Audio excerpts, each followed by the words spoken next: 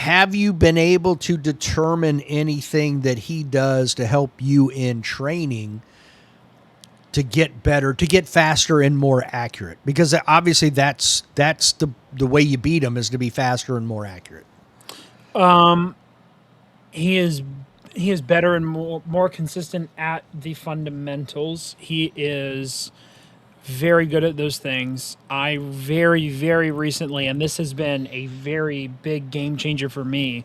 I read Brian Enos's Beyond Fundamentals book, and I read another book that's completely not about shooting at all, that is fully about mindset and how to allow yourself to just do, where stuff like makeup shots happen and things like crashing because you're pushing happen is because you're trying to force something to happen. When you're at a match, you're not there to force something, you're just there to shoot at your skill level or close to it. And the best way for that to happen is to just let it happen.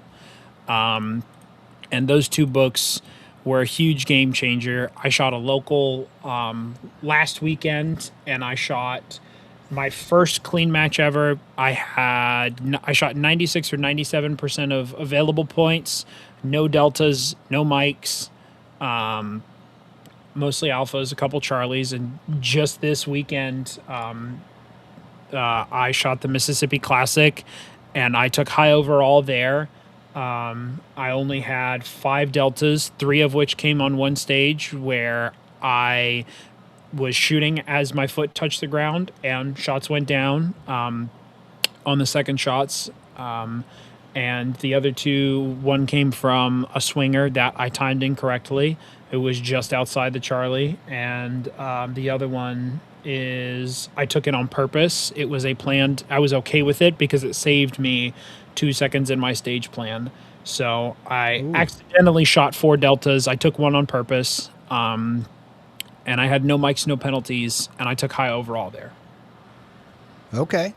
On the other match you were talking about, you actually shot a clean match, just all alphas and Charlies. Yes. How much time do you spend as you're talking, and I'm thinking, I'm like, he sounds like he's spending a lot of time dissecting his video to figure out all these little things. How much time are you spending after a match going back over and reviewing your match footage to determine what mistakes you made? A lot. But preferably sooner rather than later. After the match, I will write up a full match report based on what I see, watching it over and over and over again. I will end up doing that after this podcast is over because it's still fresh on my mind. I just got back yesterday from it. And then after that's written up, my coach will go through it. I'll watch it. I'll see what he says. I'll look for the things that he's noticing that I didn't notice on. And then I will just continue to watch it over and over and over again and just look for the smallest thing that I could have missed that I can add to the list of things to keep an eye out for or that need to be worked on. You talked about tiers earlier. Mm-hmm. When you were prioritizing things to work on. Obviously, a tier 1 item would be something that you do repetitively that is causing you to lose points or time on a stage. Your mistiming on a swinger, I feel like that might have been just that stage. So it's not necessarily a tier. It might be like a tier 2 or a tier 3 item. Is that, yeah? Yes, tier 3, definitely. Okay. I timed the dwelling of it just wrong. First shot was an alpha, and second shot was a delta, I believe, or it was a Charlie delta. But it was just I thought I had more time coming down, and it started to come up, and I saw it, and I did not bring the gun up in reaction to it because I was fully planning on trapping it, and just missed my window. I didn't react to it, so I'll put my range day next weekend. I'm going to have a swinger that's going to be able to be shot 3 different ways, top, left, right, and I'll just work on, looking at dwell times, trapping it, seeing the tracking happen, going and following it. My coach is actually making a dry fire swinger that you'll be able to control from your phone, that you can control dwell time, swing time, all these things with a small little motor and some 3D printing magic that he does that I can also will allow me to work on it more at home during dry fire. Okay, that's cheating. Plan- That's pretty high tech for dry fire, man. I got to tell you. He could probably make some money off of that if he wanted to go into business. Well, that's one of the goals with it. That's interesting because I mean I don't even in a major match, I don't know if there's what 14 stages at Buckeye, and I have not gone in and counted to see how many swingers there are. 2 steel swingers with 2, and I believe in total there's 4 to 6 paper swingers. So the main focus is steel. There's 43 pieces of steel total at Buckeye Blast across all. Okay, stationary steel, static steel. 4 of them are movers. 2 double steel swingers, one on stage 6 and another one on stage, I want to say 12 or 13. I might get that one wrong, but I know there's one on 6. Okay. So obviously the higher ratio is static steel that you want to work on. For the most part, static. Yes. If you can go 1 for 1 on that, man, your time is going to be so much faster. Yeah, you're crushing it. 100%. Absolutely. So I guess in a way, I was surprised to hear that you were going to be going through so much work on dry fire with a swinger when it seems like that's a low propensity of error for you. Whereas maybe the steel or other things might be a much higher item to work on. I'm just going to throw it in there because I know there are swingers at Ohio, and that specific one was normally on swingers so far in open. The swingers that I have shot have been 2 Alpha or Alpha Charlie, mostly 2 Alpha. I have not had to really worry about swingers. But after that one, it's kind of like, okay, hey, there's a mistake. This isn't a regular thing. This is just a one-off. So let's keep it in the back burner. And once I'm able to do it more in dry fire, then it will become a bit more of a focus because it's such a nuanced skill that people can't regularly work on. So if I'm able to show up to any match, no matter what it is, and I can blaze down a swinger, no matter what time after activating it, it's going, I can just bop, 2 Alpha, Alpha Charlie, and be way faster than everybody and gain time and points. At what range are you able to engage it that or up to what range are you able to engage it that rapidly? Out to what distance? The fastest I have double tapped a swinger and gotten 2 Alpha, I think at distance probably 15 yards, the last I remember at a range day. Consistently, doing it one-off isn't something that I'm too keen on because I'm not doing that at a match. I'm working on consistency when I go to matches. So right. Probably 10 to 15 yards. Now, if it's really fast, I'm not even going to try to double tap it. If it's one of those that is a Targets USA that's got all the weights on it and it's super fast. I've got a couple of them at my locals that I travel to. I'll try, but I'm going to wait for the second pass and I'll throw another 2 rounds at it and I'll be fine. There's going to be 2 Alphas on it and I'm going to be same time on it as everybody else when it comes to the swinger portion. Yeah, he's got that holy monkey thing too. We shot one of those. I shot one of those at South Carolina State, and that one really was just put the dot right here in the dirt and go bop bop as soon as you see brown, and it was Alpha Charlie, and I was like, woohoo! Take that all day. Yeah, I don't call it holy monkey, but I think that's what he calls it. Thing looks like it's having a seizure out there. Yes. I shot one at Georgia State. My goodness. This is the first time I'd ever seen one of those last year. And I was like, what is this thing? And they're like, it's called a holy monkey. It just does whatever it wants. And I'm like, it has to be consistent. And they were like, it's kind of, we haven't gotten it to do that yet. And I'm like, well, where's it? Isn't it? That's not competitor equity. And they were like, we're just rolling with it. And I'm like, all right, cool, whatever. I think I sent like 6 rounds at it. And I was like, great. I feel fantastic now. Oh, that's funny. I I like challenges like that. I'm trying to remember. I'm trying to remember if something tells me, and maybe not. Maybe I'm just getting it confused. But I thought there was an actual slider at Buckeye Blast this year. But I might be getting it confused with another match. Like just this target that's moving like this? Laterally, yeah. No, there isn't one. Okay. Yeah, I'm getting it confused with another match. Have you had an opportunity over the last couple of years well, I guess it would have been last year, Area 8, or are you going to shoot IPSC this year? I'm shooting area 8. Sorry, area 8 this year. Yes, IPSC this year. Yes. This year is area 5, area 8, area 6, maybe area 7.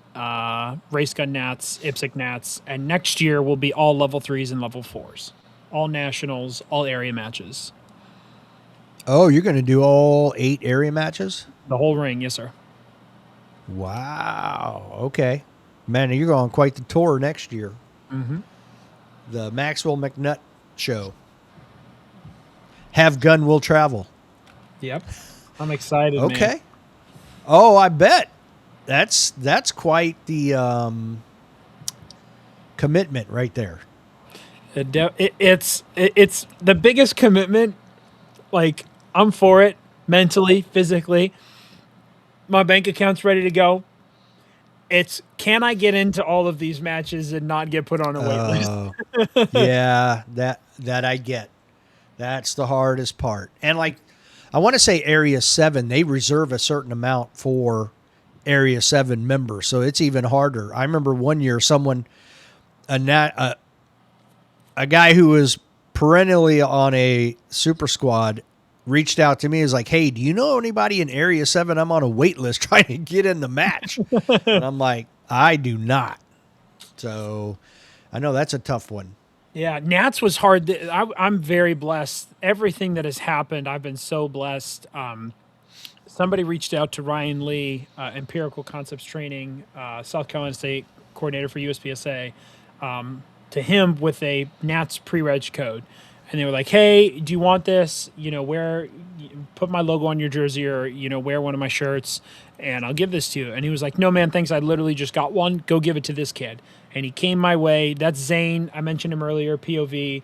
And he reached out to me and he was like, hey, dude, do you want this code? And I was like, yes, please. Yes. Can I put your logo on my jersey? And I will, yes, please. So I was able to get into Race Gun Nats, but my coach, unfortunately, he was right on the website and the dang thing crashed over and over again for him. And he's on the wait list, but he really wanted to shoot it with me. Yeah, that's a tough one. Man. I don't even know how many people they have. I mean, I heard about the site crashing, so but I guess when you have that many people at the same time trying to get in, that's what happens. Unfortunately, there's a couple ways to fix that, but people don't like that talk. They don't like that conversation. We can have it here. What are your thoughts? I don't think that anybody B class and below, unless you're working the match, there's no reason that they should be at nationals. Okay, I don't know if I agree with that, but I don't necessarily disagree. You know what I mean? So I think, you know who Jay Slater is? Yes. Okay. I think an ELO rating is one way to do it because you could earn your position through participation. You know what I mean? Because look, let's put it all right, let's take, this is like your first full year shooting as a GM. Yes. Okay. At the end of this season, there are still, let's say there's out of the 18 or 20, 24,000 active members there are, let's say there's 500 GMs. Let's just say this in open, let's say there's 200 GMs in open. Mm-hmm. And I'm just random number. I don't know. Active GMs? Yeah, we'll just say around the entire country. Let's just say there's there's 98 active GMs. Not all 98 are super active. So there are masters out there that are more active than half of those GMs. So why should half of the GMs get in before some of the masters? You know what I mean? I think it should be based on participation. No, I know you're not. That's why I'm just saying. Gotcha. I think it should be based on participation. Like if you're shooting major matches and you're doing well, boom, you're like right at the top of the invite list. You know what I mean? Yep. That's how I'm looking at it. I agree. I like Jay Slater's ELO system. I definitely agree with that. If USPSA would implement it, then I'm right there. But if they you'd be in. Yes. Yeah. You should be. If they don't want to implement it, then I don't think it's fair that a B class, I don't think it's fair that somebody who is in B class goes to their area match and does better than all the other B class shooters and gets a national slot because of it. They get a pre-reg NATS code for that. I'm pretty sure. Or like sponsored slots. I think sponsored slots are a little bit different. If, you get a sponsored slot from a company that you represent, then that's a little bit different. But when it comes to things like pre-reg codes from performance at majors or open registration, I don't think it's fair to take it away from the guys who are M and GM. For race gun nationals, you've got 98 open active GMs, 107 limited optics GMs, and then limited 10 is 127, I think. And then limited is 104. Sorry, limited 10 is a lot less. Limited 10 is 90, and PCC is 56. So that's just the GMs. And like we said, not everybody's going to go shoot nationals, but if you open it up to just GMs and Ms for, like we say, open registration for the first 2 days, that's not a ton of time. You're still giving them fair enough time. Like, hey, I know that if I want to go to Nets, I know when it's going to open. So 2 days. Right.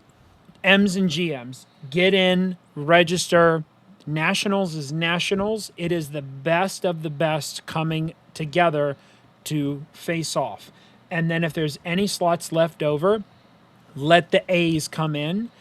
I can't speak to the struggle of being an A class because I never have been, and I can't ever be an A class in any division because I was straight into M and then it was GM before I shot another division. But I hear a lot about how they work hard, they get stuck in ruts, they plateau a lot, but there's a ton of guys out there who are A class who want to be M's and GMs. So I'm okay with saying in open regs, like, yeah, all right, cool, whatever. And then you open up more volunteer opportunities in the sport if you say, hey, if you're A class or whatever class you are, like it doesn't matter, MGM, whatever it is. Sorry about that alarm. If you want to work the match, if you want to shoot it, come work it. That way you get more volunteers out there and they get that major match experience that they want. Yeah, I don't necessarily disagree with that. I think maybe a staggered registration would work. Maybe 24 hours for GM, 24 hours for M, 24 hours for A, and then open for everybody else if there's any spots left. I do like that Jake and them opened up a pre-match. You can shoot while the staff is shooting during the staff match. You know what I mean? Because I think that was like another 70 slots they added by doing that. Yes. So and they didn't fill up. There were a ton of people registered who didn't want to squat in there because they wanted other spots to open up.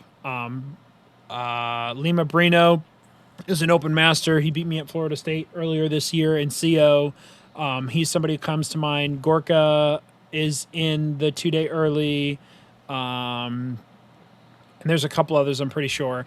But they didn't squat in right away because they wanted to wait for something to open up on the On the other. main match. And they couldn't, so they had to Yeah. pick squads. And I don't think that, while yes, they are still shooting the same match, they aren't getting to shoot it at the same pace as everybody else. They are going 9 stages, Yeah. 9 stages back to back. And those are some high level shooters who have potential to do really well at the match. And I don't care like who you are, 10 stages in a day back to back is tough to be consistent doing that. It's a lot, yeah. It's much more exhausting. It's much more tiring doing it that way. Yes. Versus the 3 days and doing 6 stages a day. Yes. I 100% agree. And yeah, Gorka, they're definitely higher level shooters that should be on the main match. Mm-hmm.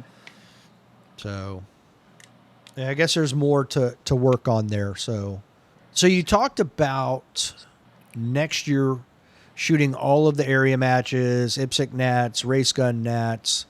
You talked about wanting to be not just a national champion, but the actual best.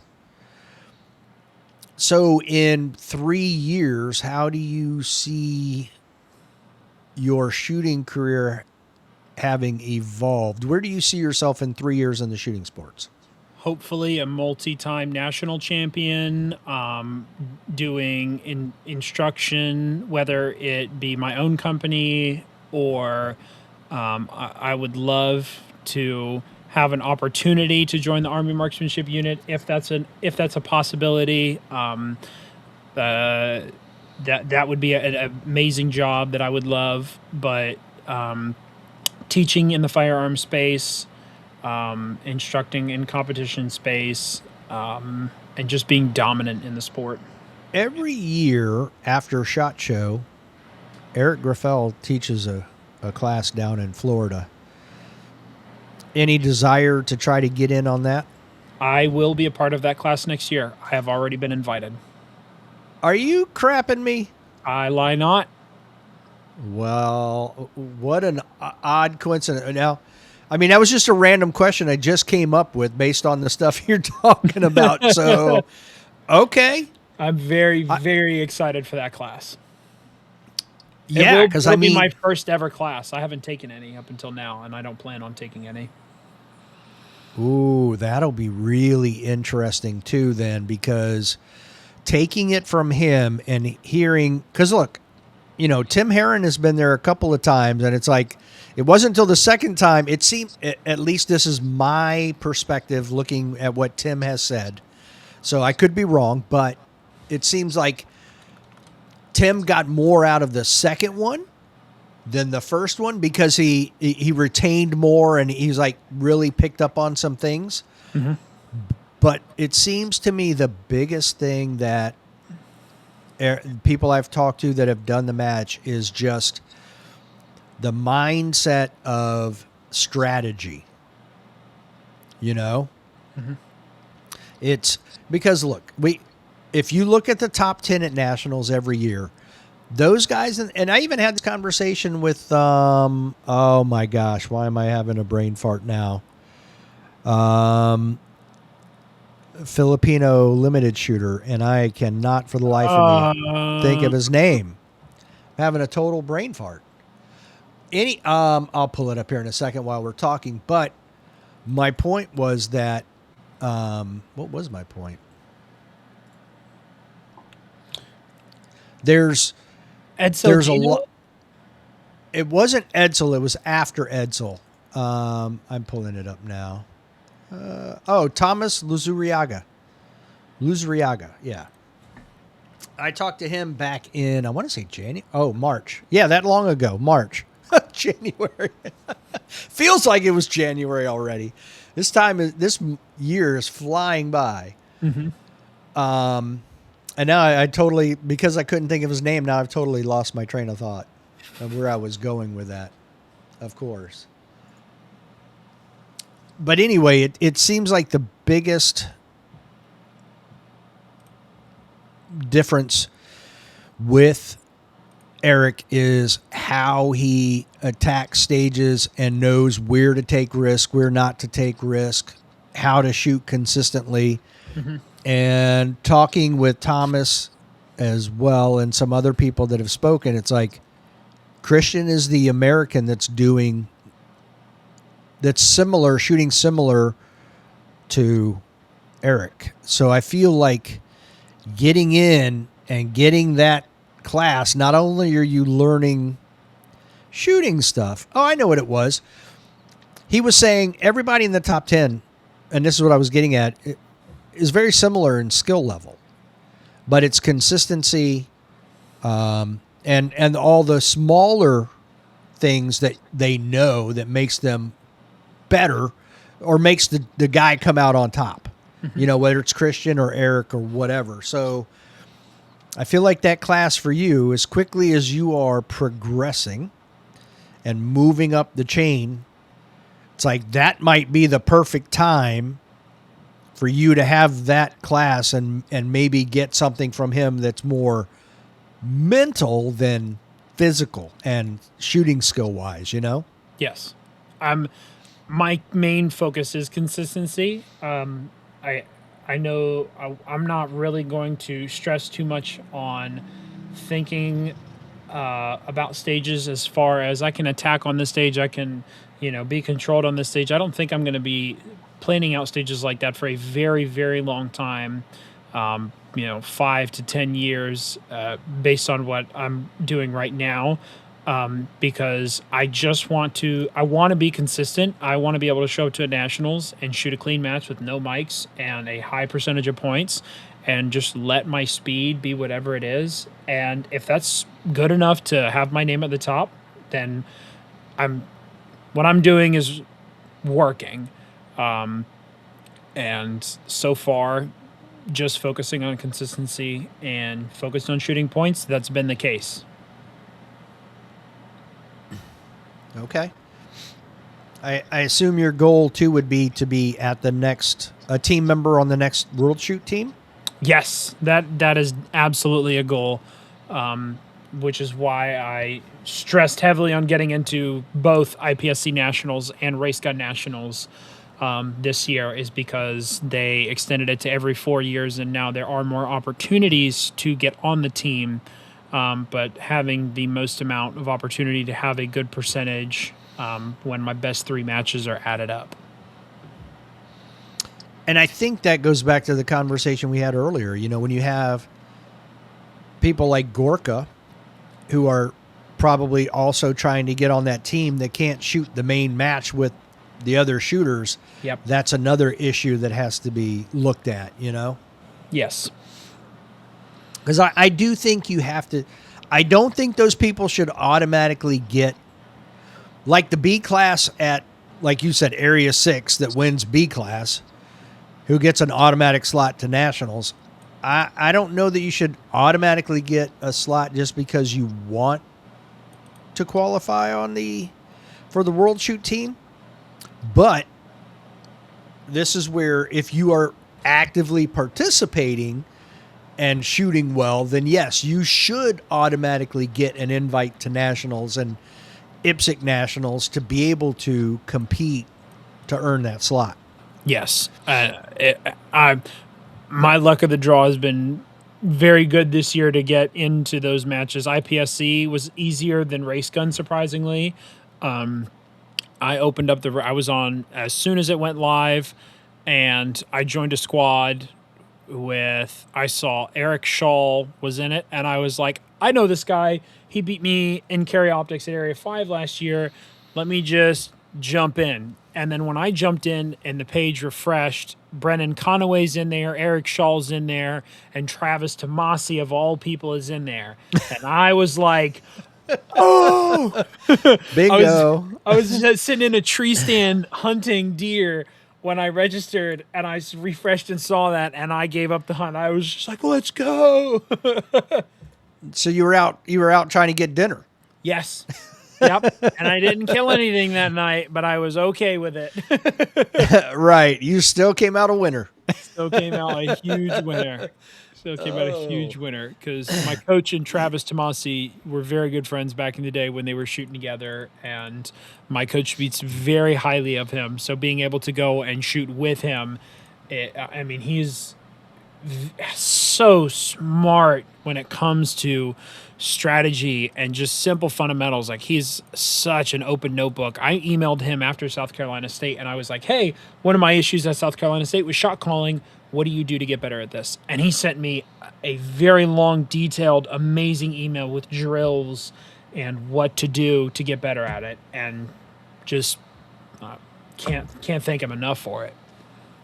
How many sports do you think are out there where guys who are trying to win stuff are sending out the answer to the questions to other people? Not a lot. Like, it's, I try to be as open book as possible. Everybody I've interacted with, most everybody I've interacted with tries to be as open book as possible.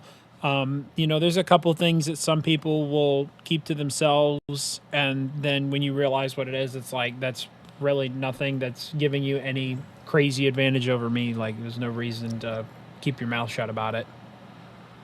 Right. I mean, the end of the day, it still comes down to execution. Even if you have the answers, you still have to execute. So that's where consistency comes in. Yeah. And I mean, look, shout out to Nils Jonasson. The first time I had him on as a guest, we spoke for an hour and I turned off the record button and we talked for 2 more hours and he gave me a crap ton of advice. All of it That's absolutely awesome. Great. Yeah, I was like, I should have kept recording. Even if I just kept it private, I could go back and review it, I was kicking myself afterwards.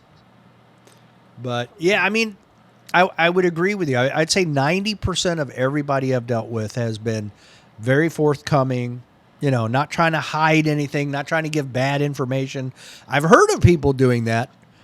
The 10% I've dealt with that aren't are just, they're just not very talkative people in general. I'll just put it that way. They're not necessarily being a butthole. They're just not an extrovert, so that's all. I don't think I've come across too many people that are actual issues or problems. They're all pretty darn nice and willing to chat about anything. So yes, most of the guys that I've met that are on the more asshole side tend to be the A class guys who have gotten a couple GM runs on classifiers, or M class guys that have gotten a couple GM runs on classifiers, and they think their stuff don't stink, and then they'll walk around talking big about themselves, and it's like, all right, well, we'll just pull up practice score after the match, and we'll see one name here and another name here, and it'll just be like, all right, cool, whatever.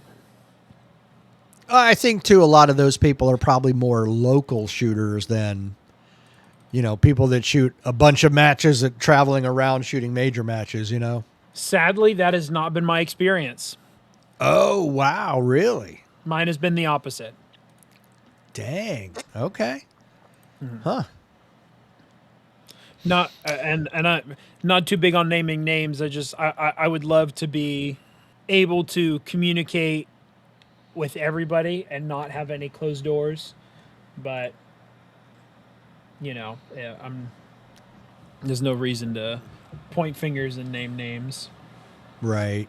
Yeah. I mean, that's an unfortunate part of life, So I think that's in any business.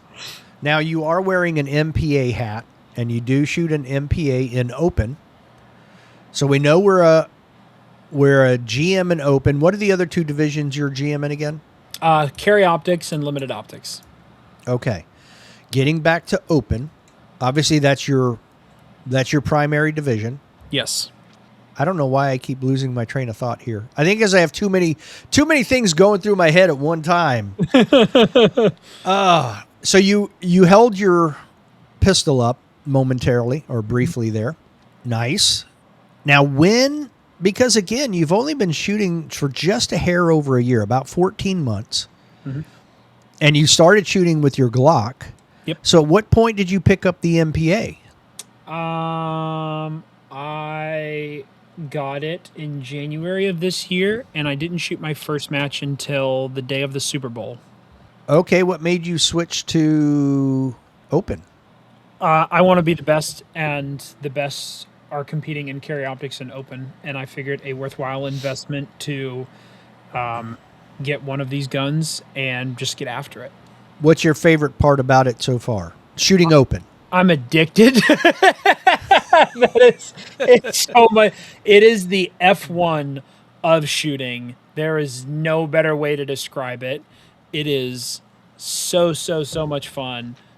Don't get me wrong, shooting any gun in general is a blast, but man, Literally. getting getting out on a match with an open gun and just cruising is so much fun. It's so much fun. So the speed of the shooting is what you're liking, is what I'm hearing. Yes. Are you shooting 38 super or No, 9? 9 major. 9 major? Okay. So 38 is too expensive. With me not having any type of financial sponsors outside of some family help when certain things happen. Outside of that, I pay for everything. I'm paying for all my ammo. I'm paying for all my match. So you're self-sponsored. Yes, and 38 Super Comp is super expensive compared to 9 Major, and I shoot CO. I have a Glock. If I can reload 9 Major, I can reload 9 Minor, so it saves me money in the long run. Okay. Yeah, that makes sense. Now, what optic are you using on your gun? The Vortex Defender XL 2 MOA. Now, have you shot any bigger or smaller dots, like a 1 or a 5? I have a 5 MOA sitting behind one of my monitors that needs to get warrantied. I wanted to test it out. It was the first time I'd ever used it, and the open gun, I don't know if it was the open gun or what happened, but every time I shot it, I would shoot, it would turn off, I would shoot, it would turn back on again, I'd shoot, it'd turn off, just repeating cycle. The first time I put it on the gun, went out to the range to zero it before I traveled to North Carolina to do a range day with good friend Dylan Walker. I was like, well, I guess I'm warranting this and throwing the 2 MOA back on the gun, so I never really had a chance to experiment with it. Dylan of North Carolina fame? Yep. On Team MPA. Yep. Another young, excellent shooter. Man, MPA is just like picking up all the young good guys. Yeah, they did really good job picking him up. He's a fantastic shooter. Yeah, he's really good. He won the South Carolina Sectional Open, didn't he? Overall? He did. He nabbed that from me. I had a couple issues with some fundamentals that ended up. We went back and forth. I was winning when at the halfway point of the match. I was winning by 50 points.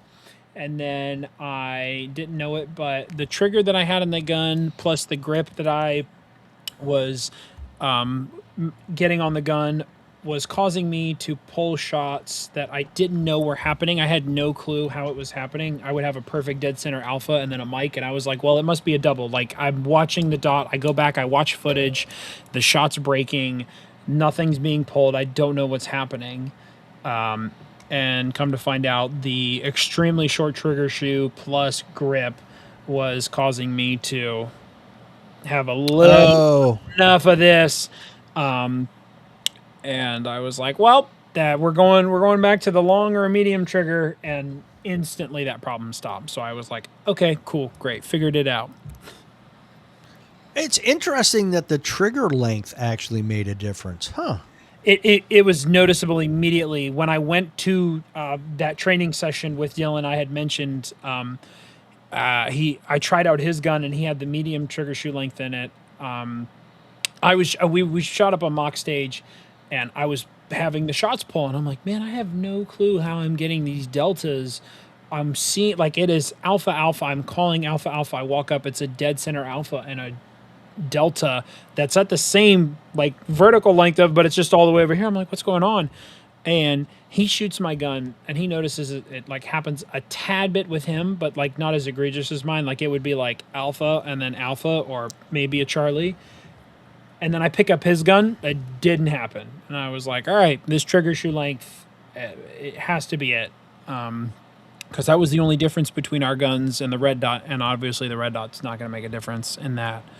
I threw my long trigger shoe back in there, and instantly, has not happened in probably about 3,000 rounds it's been since then.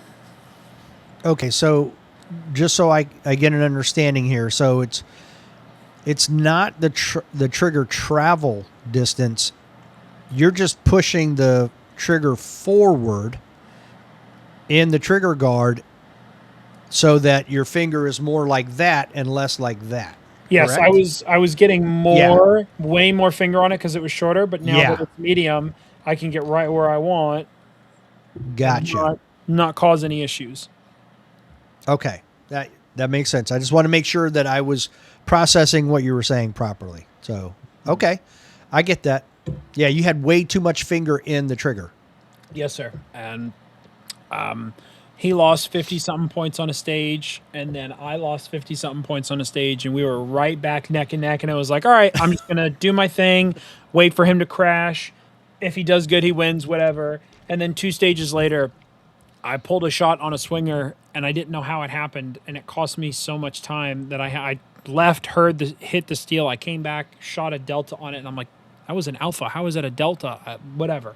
Turn around, keep shooting the stage, shoot it, call good shots everywhere else. I called 5 Charlie and that 1 delta, and then I walk up to this one target that was 10 yards away, and same thing, dead center alpha, Mike. And I was like, what in the world is happening? Oh, well, there that goes, like, I don't even have to, like, pretend like I have a shot at winning right now. I just want to shoot consistent, finish the match strong, and, let it be. Is that the thing that Caleb helped you out with? No, Okay. that was something different. I had too much tension on my extractor, my doing, and it was shaving brass, and those brass shavings were getting stuck in my disconnect channel, causing my trigger to not work properly. And didn't know that. Now I do, which is fantastic. Right. It's almost like if you get deep into this sport, it's almost like you have to be somewhat of a pistol smith to know what's going on with your gun. You know what I mean? Like you tinker with it enough to figure out what's going on, and then like that, like you didn't know, but now if something happens in the future, you're like, oh, I know what it is. I know what the fix is. No big deal. It's just part of, I guess it's like if you're racing a car, speaking of F1, you need to have some type of mechanical idea of what's going on with the car. So you know. Yes, absolutely. And Even with the team. Yes.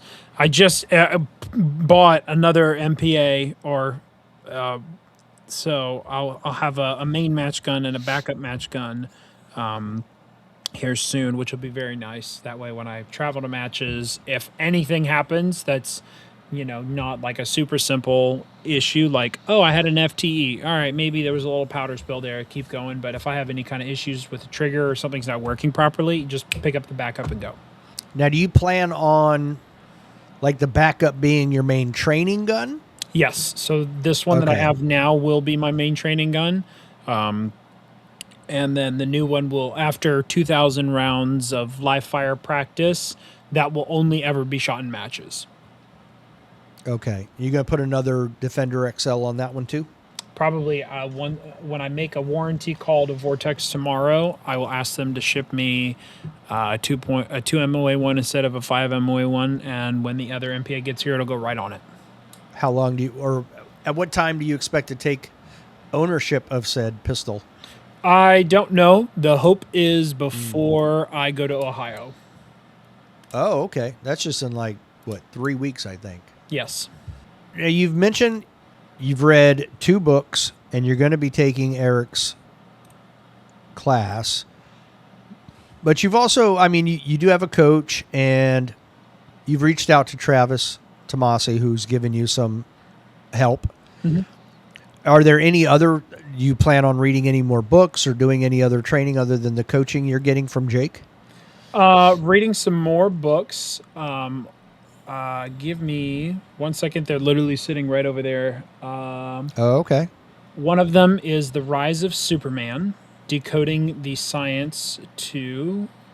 What does it say? Give me a second. I do greatly apologize. I'm pulling it up on my phone. Decoding the science of That's ultimate okay. human performance. That one is second on the list. And the next book that I'll start reading tomorrow is The Talent Code. Greatness isn't born, it's grown. Here's how. Yep, I've heard of that one. The Rise of Superman. That sounds like something about Michael Jordan. I would say in my lifetime he's the ultimate competitor. I think he's the best NBA player of all time. I don't even that whole conversation. I'm not a sports fan. I don't watch any sports outside of competition shooting, and the whole debate between him and LeBron makes no sense to me.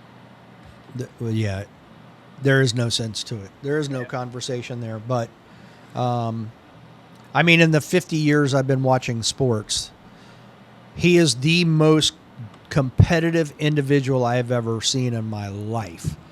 You know, Tiger was up there, but as was Muhammad Ali, as was Mike Tyson, but still, to me, the greatest competitor I've ever seen was Michael Jordan, bar none. I mean, that guy just would not rest.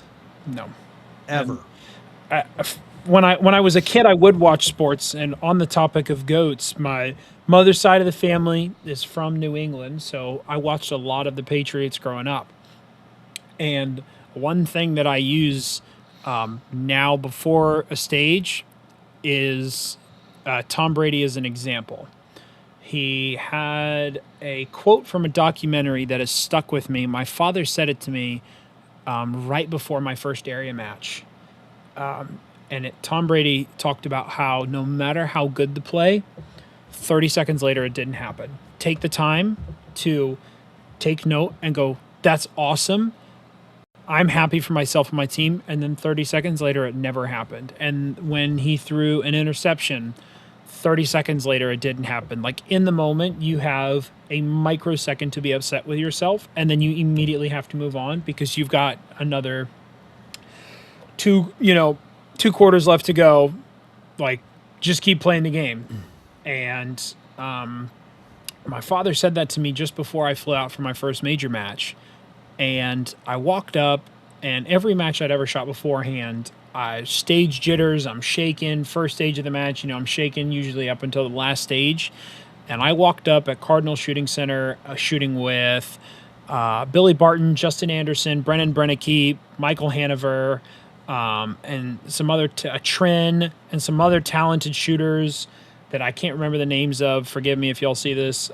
This absolutely amazing squad of people that have been shooting way longer than me. Here I am, first major ever, walk up to the line, and I was shaking like a leaf. And a thought popped in my head, and I just said out loud, Tom Brady, and it immediately went away like a wave of calmness came over me, and I went and I executed the stage. And I had to sit back after shooting the stage and think about it. I was so shook that I figured out a way for me to immediately take all these nerves and just disappear. So before every single stage I shoot, just calmly in my head, Tom Brady, and then it's time to go to work.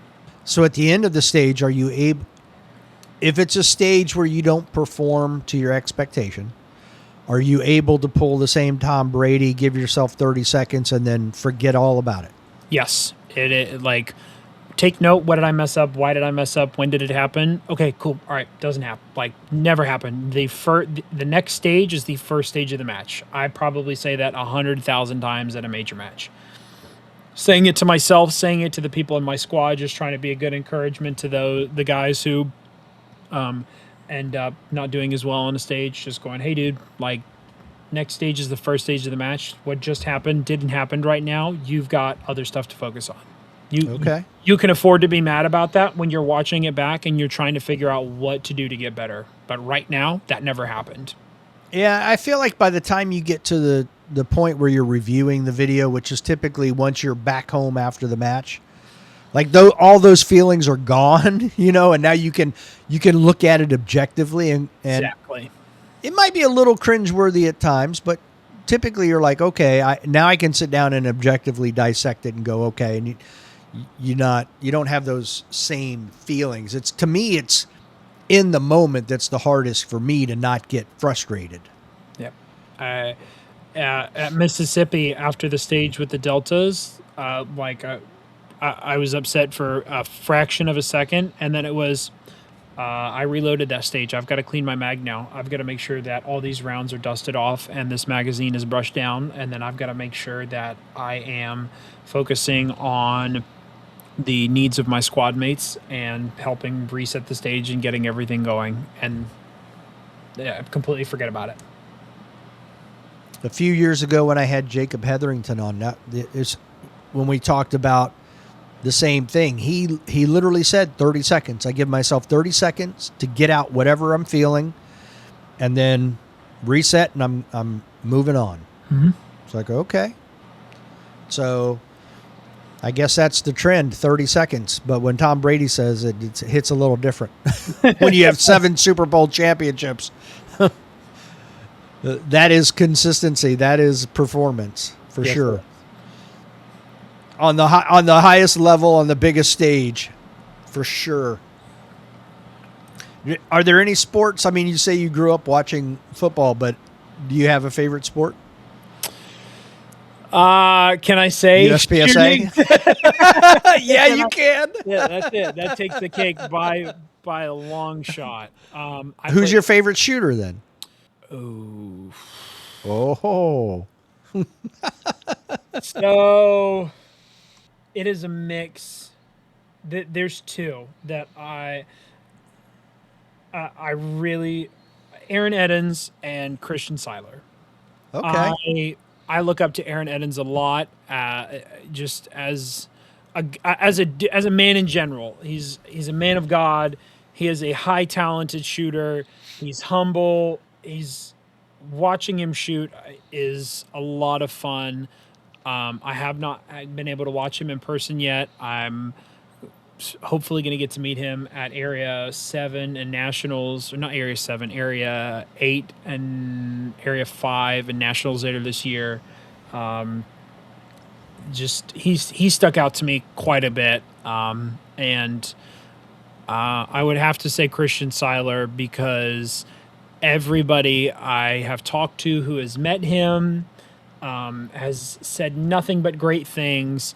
And I was fortunate enough to not formally meet him. I briefly asked him a question at Area 5 last year, and that kind of was a part of my swinger tangent earlier.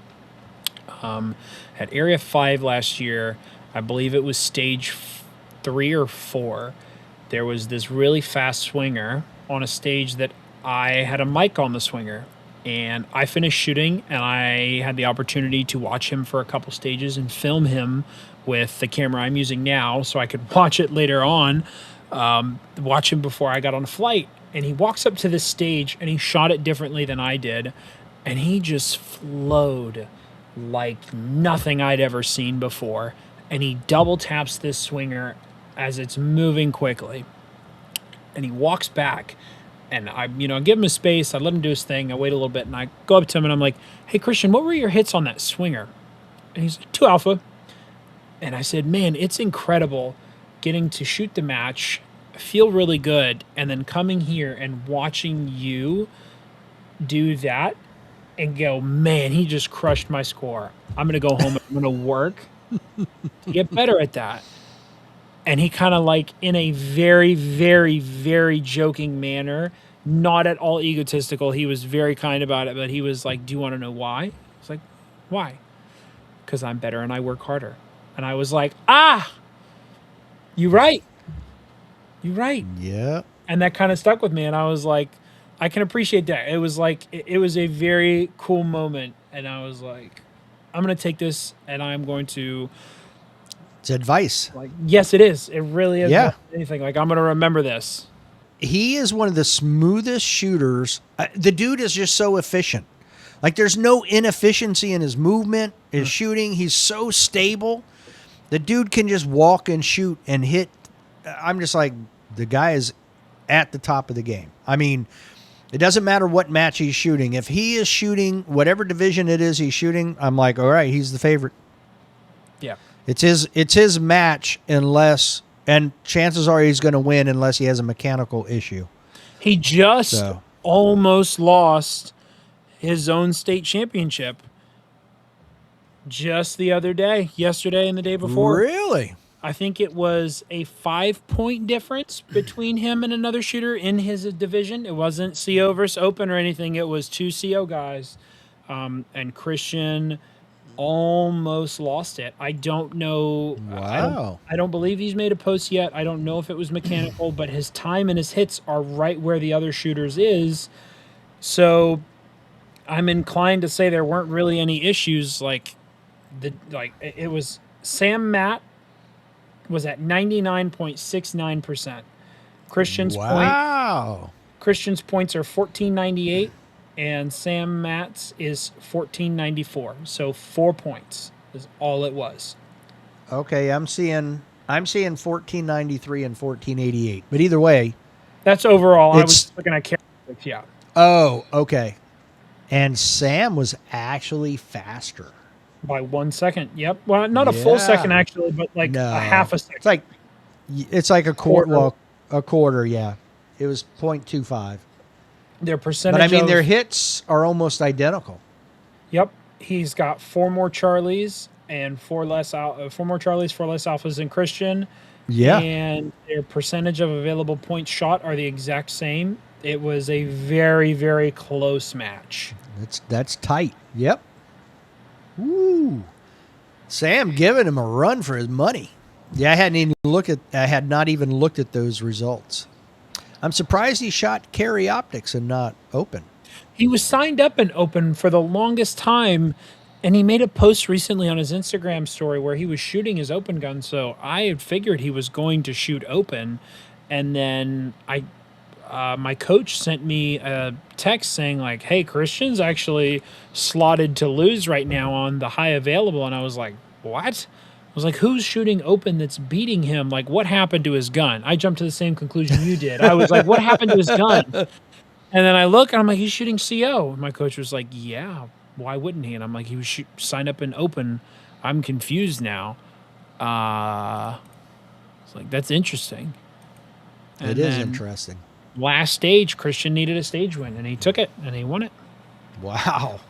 Yeah, I didn't even follow it. I didn't even realize the Washington State match was going on, so I totally missed that.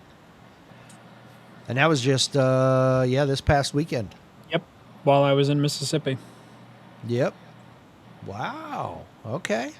I need to look back at the match schedule again.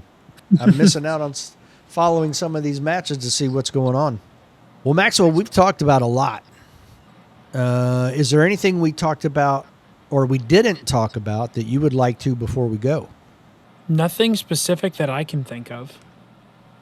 Nothing that's too specific that I can think of. I've really, really enjoyed the conversation. You've definitely had a lot of great questions. The start with the icebreakers. Yeah, those were really good. They're kind of fun. They make you think a little bit. You know, they're kind of off the wall, but I think that's, like I said, it kind of gets that hard drive spinning, you know, getting you thinking, and they're fun. Well, I definitely want to do this again sometime. I definitely would like to. I know it's a long ways out, so we'll have to talk again before then, but after the class with Eric, I would definitely love to have you back on and chat and give me your thoughts and how that might change things going forward. I would love to come back on and have a discussion again. Well, thank you again, and good luck this year. Thank you so much.